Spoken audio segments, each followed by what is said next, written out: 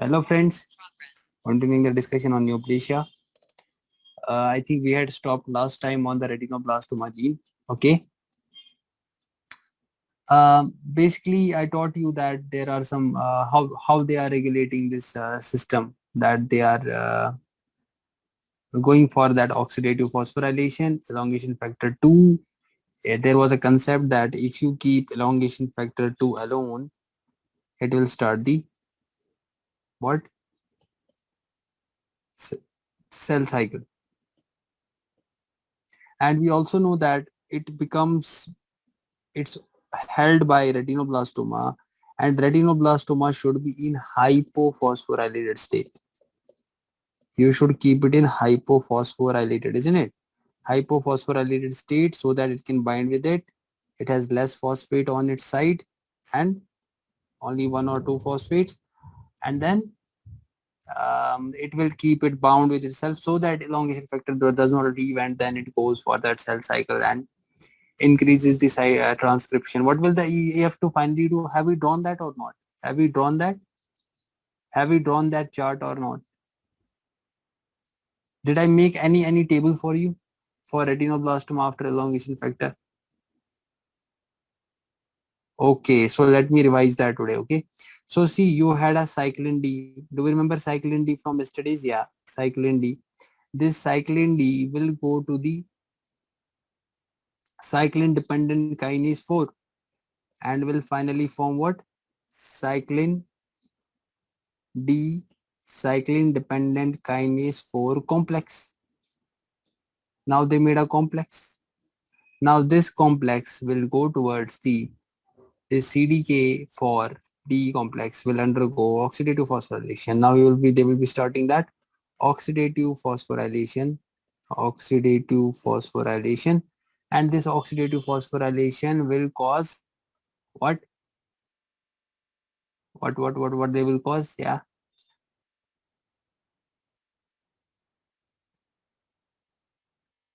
you will tell me, guys. So RB, there will be RB hyperphosphorylation, isn't it? There will be RB hyperphosphorylation. So if RB gets hyperphosphorylated, what will happen? If RB gets hyperphosphorylated, what will happen? You will undergo cell cycle activation. You will actually start the, isn't it? So you are, so because fast phosphorylation is inhibiting this, isn't it? Hyperphosphorylation of retinoblastoma is inactivating it actually in that way, and then it is promoting the cell cycle. So cell cycle is promoted, and your elongation factor is getting, because remember like this. If you phosphorylate the retinoblastoma, you will be breaking this complex. Remember like this, or you can remember like a girlfriend, that if you have more peas, more girlfriends, then what will happen? EF2 will leave.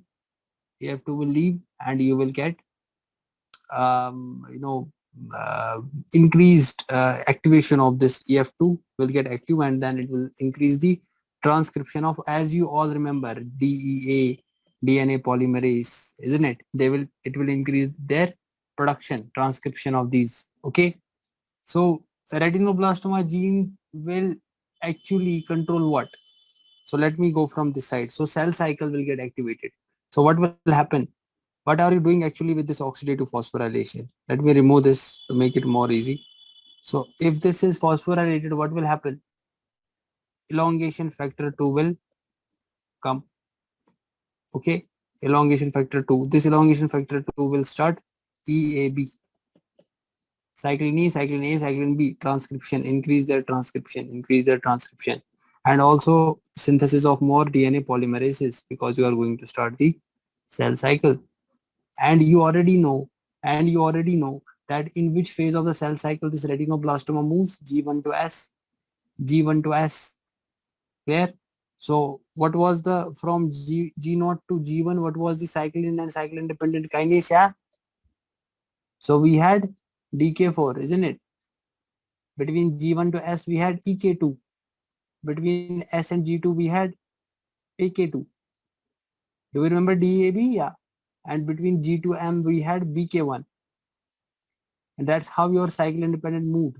Okay, so it will move from retinoblastoma will start the process from which phase? G1 to S. Yeah. So how they are causing that? How their CDKs are inhibiting that? How CDKs are CDK inhibitors are inhibiting this system. So let us try to understand by a simple. I would like to make something for you, okay, so that you remember it more. See, guys, what will happen is, to make life simple, basically, you already know that if you have, if for example, if I have an abnormal DNA, I will start here.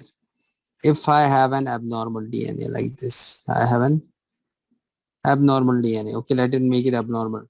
Let us make it abnormal. So this is an abnormal DNA.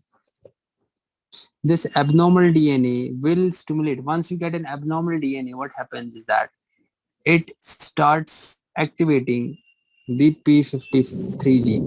P53. Okay, P53 gene.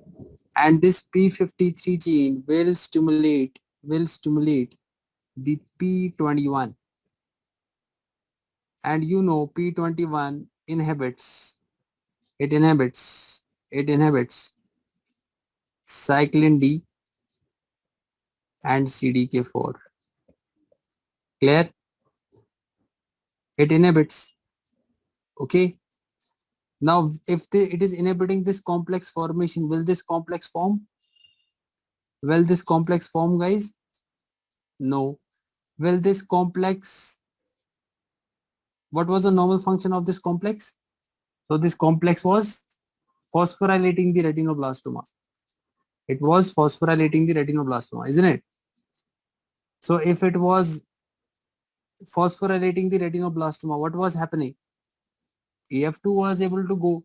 But if I don't phosphorylate, now I am inhibiting this. That means I am not phosphorylating the retinoblastoma. No phosphorylation, no phosphorylation, no phosphorylation. That means now this retinoblastoma will make strong hand connections with EF2. It will make strong hand connections with EF2. So will you let the cell to go from G1 to S? Will you let the cell to go from G1 to S? No, sir, because you have a strong bond with EF2.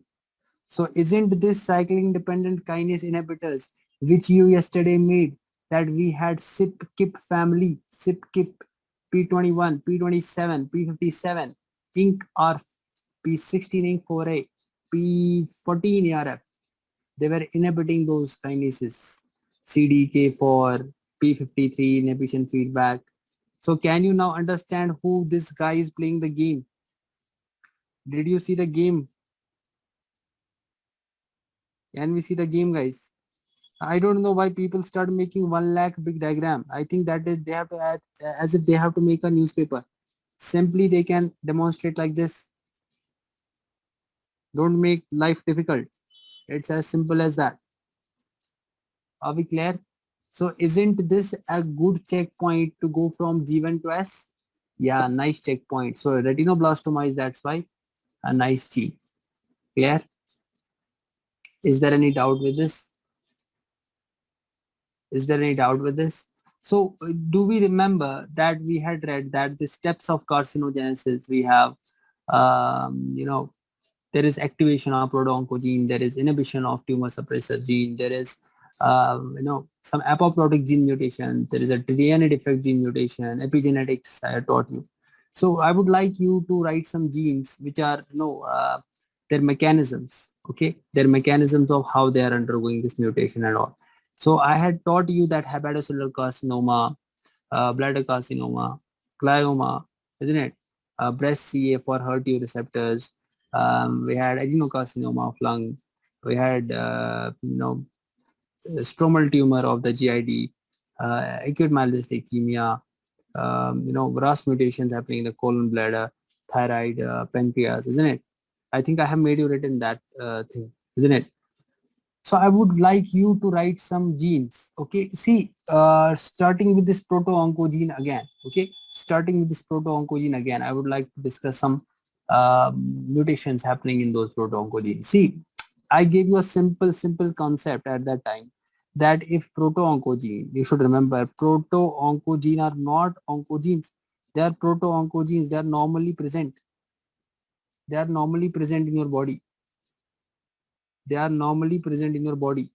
But if they undergo mutation, become a oncogene. They become a they become an oncogene. Now people, what they do, they feel proto means onco and they are going to onco. No, that's a wrong concept. By the way, who discovered proto-oncogene? Yeah, it was Harold Varmus and Michael Bishop, isn't it? Who discovered proto-oncogene, by the way? Harold Varmus. Harold Varmus and Mikhail Bishop. They were the discoverers of proto-oncogenes, by the way. Okay. So you should have normal proto-oncogenes. These are actually your normal genes which are required for your cellular proliferation, cellular differentiation. But if they have a mutation, they will become an oncogene. That means they will start their own autonomous growth. They will not listen to any growth suppressor signal. They will not listen to any growth inhibitor signal, nothing. They will do what they want. They have become autonomous. They have become self-regulatory. There is nothing that they are dependent on something. And even they can change their metabolism to that Warburg effect, which I have taught you, that I will be also discussing again and again whenever we need it. Okay. So what will oncogenes produce? By the way, they will produce oncoproteins, and oncoproteins are those proteins which are for only growth promotion. I hope you know this. So oncoproteins should definitely produce those things which are. So I would like you to write some genes and their mutations. Okay. See, we have so many genes. Okay. And if I talk about, if I talk about the growth factor, okay, so growth factors will also be produced by the genes, isn't it? Isn't it? Isn't it, guys?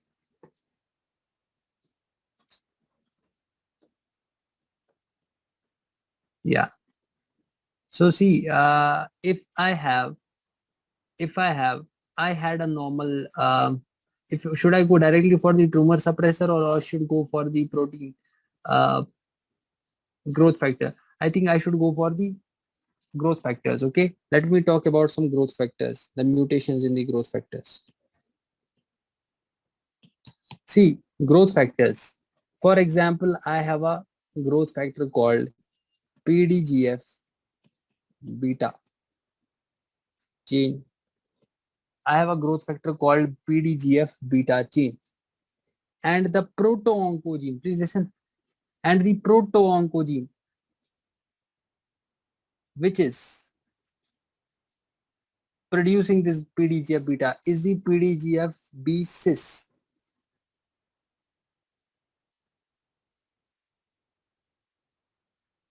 Okay, PDGF B cis is a proto-oncogene. And why this happened? What was the reason that this PDGF beta caused a tumor? It causes a tumor, by the way. Which tumor it causes? Astrocytoma. Astrocytoma. It causes astrocytoma. Now, why this happened? The reason for this was it got overexpressed. Now, I hope you know, if you have read standard textbooks, Robbins, there are two things that he says. One is gain of function mutation, and another is loss of function mutation. Gain of function mutation means if I had A was producing A, and if I get a gain of function mutation, GOF, and in short I'm writing gain of function mutation I write for hash, okay, for my purpose. So if I get gain of function mutation, gain of function means will I be producing more A or less A? More, because I gained the mutation. I should not be ideally producing A. I will be producing more A. And if I have a loss of mutation in A, loss of function mutation, I will not be producing A. Maybe this A was a suppressor for something and I did not produce this, and then I am not able to give a suppression, and then maybe I caused a tumor. We will understand. So PDGF beta chain happened because of the over function, over expression. It happened because of the over expression. So we have PDGF beta causing astrocytoma. Also, there is another which it causes osteosarcoma. Osteosarcoma. What is the next gene you remember? Anyone? Growth factor? Remember general growth factors, fibroblastic growth factor, FGF. Do we remember FGF? We have normal factors. Fibroblast growth factor. If I get a mutation, the proto-oncogene producing this is not SST social studies, but HST1. And FGF is here, and then the proto-oncogene should be FGF3 because FGF is 3 letters. So I remember 3. Okay. What is the reason for fibroblast? By the way, which cancer it causes? It causes osteosarcoma. It causes osteosarcoma, guys. Osteosarcoma and breast carcinoma, isn't it? If HST is there, then I will get osteosarcoma and breast CA.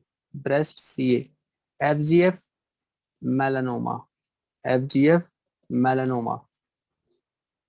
Okay, the reason for this is overexpression. HST1 is for overexpression again, but FGF3 is amplification. So what is amplification? What is amplification, guys?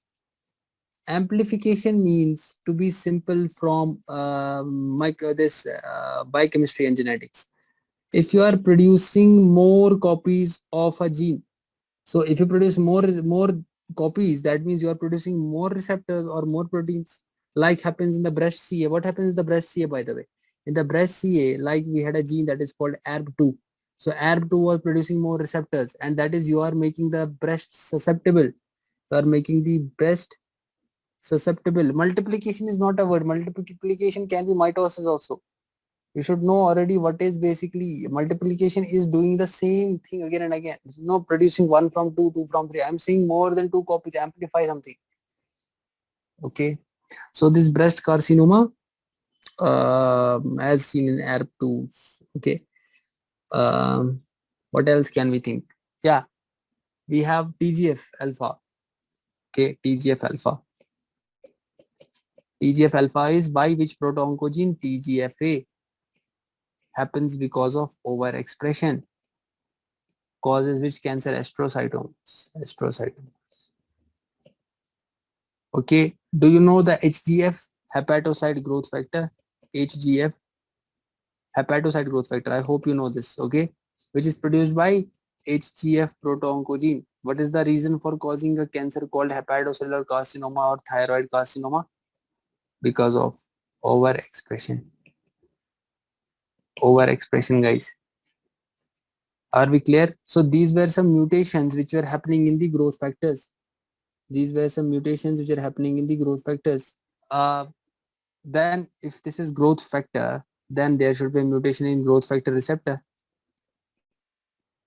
Growth factor receptor.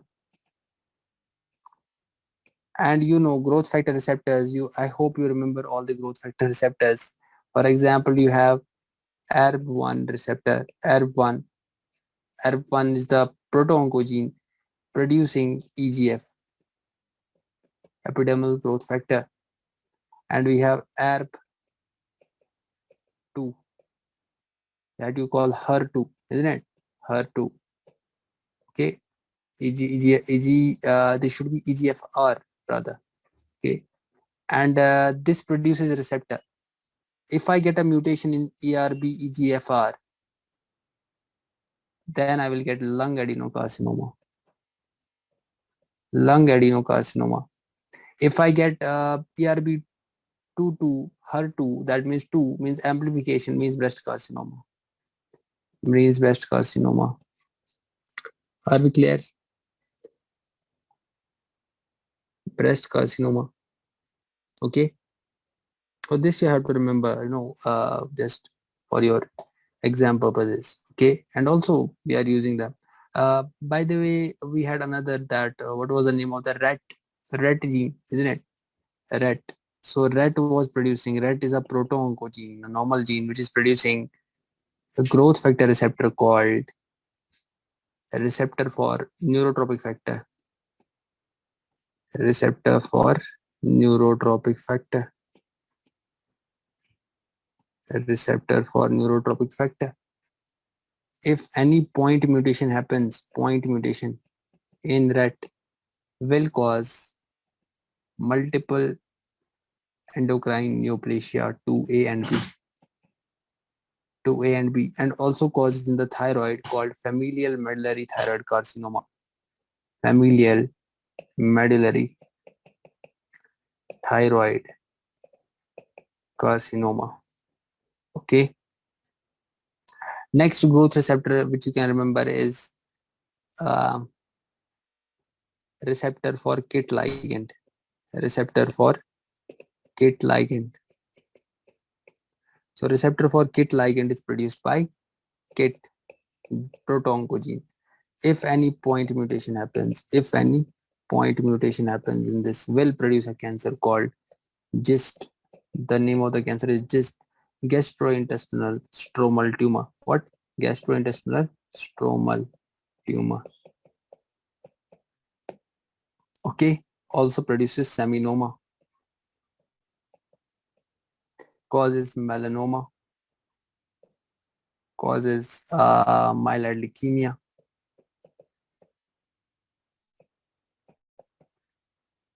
Okay. That my receptor is doing mutation and I am producing carcinogenesis. Then I told you inside there was something. So I had a cell. I was having a growth factor. Now I was talking about the growth factor is wrong. Growth factor is wrong. There is wrong with the growth factor. That is PDGF beta chain is wrong. TGF alpha is wrong. HGF alpha is wrong, and it's producing a due to overexpression or amplification is causing these cancers. Then I told you growth factor receptor. This is growth factor receptor, and this was modified. This got mutated, which we said EGF is a growth factor receptor, FMS is a growth factor receptor, KIT ligand is a growth factor receptor. Okay, so if I get a mutation in these receptors, they will start doing their own work. They will start expressing, sending the signals inside, telling the cell to proliferate and proliferate and proliferate. Okay, now I am telling you inside we had a signal transduction protein. Do we remember signal transduction? If I get a mutation in this signal transduction protein, so which cancers are because of the mutations in the signal transduction protein? So we have KRAS, HRAS, NRAS. Do we remember? Then RAS becomes NAS, NAS becomes NAC. Okay, so I will take the problem with the growth signaling which is happening inside the cell. So we have this, changes in the GTP binding protein. So we have a GTP binding protein inside. So if that is mutated, so GTP binding proteins are, what are the GTP binding proteins? I hope you have read that. KRAS, HRAS, NRAS, then RAS, I remember NAS, isn't it? GNAS. Then I remember another NAS, that is GNAC. So this is KRAS. KRAS is happening because of point mutation. KHRAS is happening because of point mutation. Sir, we are getting happy. At least we don't have to remember the mechanism. Point mutation, yeah. Point mutation, point mutation. Okay. GNAS, point mutation. Sir, very happy. Sir, very happy. Sir, point mutation also happening in this. What is the mechanism in GNAC? Point mutation. Sir, you are so good. You gave us simple. Okay. I did not give it simple. Actually, this is happening in us all are happening because of the point mutation. So now we have to remember KRAS causes which carcinoma? It causes colon. So it causes colon. It causes lung. It causes pancreas. Okay, it causes pancreas. So tumors of colon, tumors of pancreas, tumors of lung. Okay. HRAS. H. Who looks like H? Who looks like H? Do kidneys look like H? I will show you how. Do kidneys look like H? Something like H? Yeah. So what does the kidney drain into? What does the kidney drain into? Bladder. So bladder is also there. So kidneys drain into bladder, isn't it? Ureters. So that means cancers of kidney and bladder. This is how I remember. Okay. N means melanoma. N means melanoma. Okay. G-NAS. G-NAS, something different. Yeah. G-NAS for pituitary. So pituitary tumors. Well, simply I should write pituitary adenoma. What about GNAQ? GNAQ again, melanoma. Okay. This was about GTP binding protein mutations. Now, if we have JAK-STAT, Janus kinase, what? Janus, some countries say Janu, Janu is for love, isn't it? Janus kinase, some call it Janus kinase. GRAS, just it suggests the genes, okay? It's just the genes which are showing mutation, which are GTP binding proteins. They have named them in the research during that. Okay, so they only know the meaning why this is this. So you have to just remember the mechanism. Okay, fine. So see, we also have mutations with RAS. So RAS signal transduction. The RAS signal transduction. So RAS signal transduction, we have the gene mutation RAS signal is BRAF. BRAF. So what happens is BRAF point mutation and translocation. Point mutation and translocation causes which melanoma? Causes hairy cell leukemia. Causes hairy cell leukemia and causes Langerhans histiocytosis. Langerhans cell histiocytosis. Histiocytosis. What else? Colon carcinoma. Are we clear? Now you remember that Janus kinase. Janus kinase. We have a Janus kinase. JAK, JAK-STAT pathway. So JAK-STAT pathway mutation, which is a Janus kinase, Janus kinase or Janus kinase. So simply JAK2. JAK2 is the gene which gets mutated, and it's because of the translocation. Causes myeloproliferative disorders, acute lymphoid leukemia, and myeloproliferative disorders. Let me write clearly: myeloproliferative disorders. Myeloproliferative disorders, guys. Okay. Now, do you remember the cyclins? Do you remember the cyclins, the cyclin-dependent kinase? What if we get a mutation in that? What if we get a mutation in that? The gene producing those kinases. So cell cycle regulator mutation. Cell cycle regulator mutation.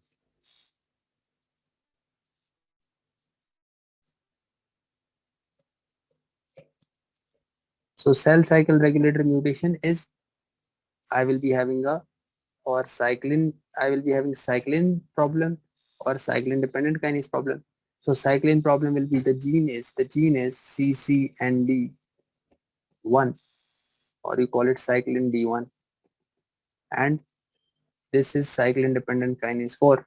So the gene which is producing cyclin dependent kinase 4, if there is in the CCND translocation or amplification, if there is translocation or amplification, it will cause a special lymphoma, that is mantle cell lymphoma.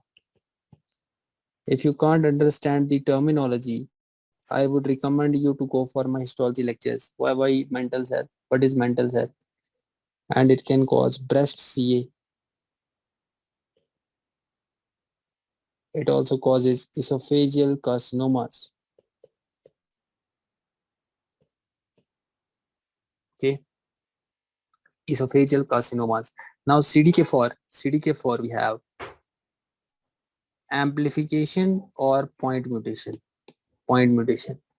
So causes melanoma, causes glioblastoma. Okay. Do we remember from the last discussion, by the way,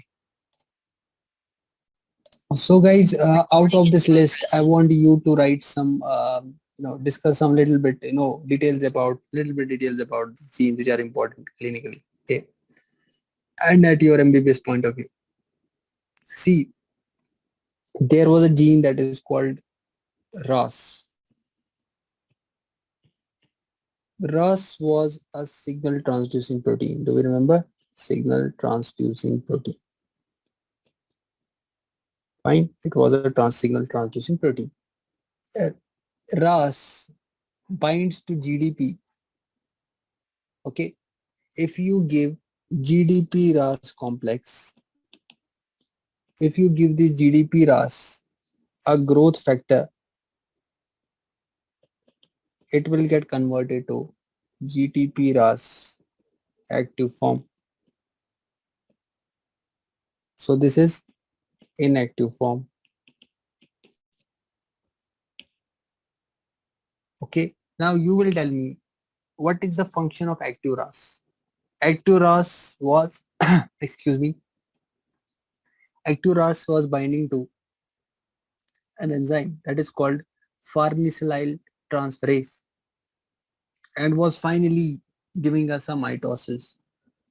Okay, it was finally giving us a mitosis, finally a transcription mitosis. Okay, so if you have an active ROS, it will bind to farnesyl. I always say farnesyl, I don't know, but farnesyl is the word, I think. You should check it from the book. Okay, I think it's farnesyl transferase. So farnesyl I speak, I don't know whether it is farnesyl or farnesyl, but you can see, check it, okay? So farnesyl transferase, and this will activate MAP kinase pathway.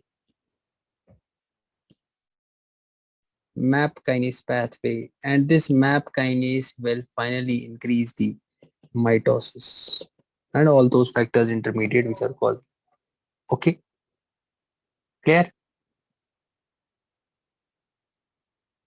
Should this activated RAS come back to the inactivated form when it has done its mitosis? Should it come to again to its original form by using the enzyme GTPase? Isn't it? It should be having GTPase activating protein, isn't it? GTPase activating protein. So this GTPase activating protein is called GAP. It should come to its normal, inactive state because you have that enzyme GTPase. Fine. Now, if I get a mutated form of this RAS protein, what will happen? You are getting an uncontrolled mitogenesis. You get an uncontrolled mitogenesis. Clear? So if they ask you, RAS is what? RAS is, by the way, which is the most common oncogene involved in human cancer? It is RAS. Do you know? This RAS is the most common oncogene. Approximately, I think 20% of cancers have this RAS. So if you want, I can make a diagram for you. Okay, let me make a diagram. This was a growth factor, and this growth factor was going to the growth factor receptor. Growth factor receptor. This is a growth factor receptor, and this growth factor receptor. This growth factor receptor was causing the inactive RAS to become activated. So it caused the RAS to become activated. What did the active RAS do? Active RAS was binding to farnesyl transferase. Farnesyl transferase, I think. Okay. And this farnesyl transferase was activating MAP, and MAP was activating mitosis. And this active RAS, if you want this to, there was a protein that is GTP. Okay. GTP was getting hydrolyzed to GDP by, yes, GAP, isn't it? GAP. Okay. So this GTPase is activating the GTPase activity of active RAS. And if you want to make it inactive, you should convert it into, you should use this activity. Okay. So who is protecting this uncontrolled activity? In short, who is preventing? Is it the gap? Because gap is doing hydrolysis, and hydrolysis is not allowing the cell to undergo mitosis, isn't it? Can I say gap is actually preventing this cancer? Now, if I get a RAS protein mutation that will bind to GAP and its GTPase activity fails, it is not able to produce this GTPase activity. If you have a mutant form of RAS protein, you are not able to, GTPase activity is failing. It binds to GAP and it's not able to do the GTPase activity. And it, behaves like a block. It has blocked that signal transmission. And finally, what is happening? Your map is causing proliferation and proliferation, proliferation and proliferation, proliferation and proliferation. Are we able to understand? So I'll be taking the next genes tomorrow's class. So see you all in the next lecture. Take care and bye-bye.